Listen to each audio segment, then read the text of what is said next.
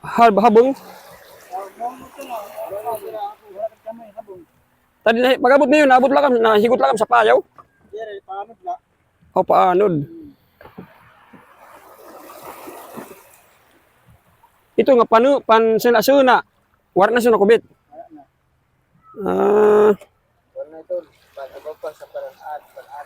Ay mga idol pang gabi pala sila. Gabi pala nila tinitira yung tuna. Umaalis sila dito mga alas 2 ng hapon. Tapos kinabukasan alas 7 andito na yan sila. Saglit lang, pira na. Pira na agad.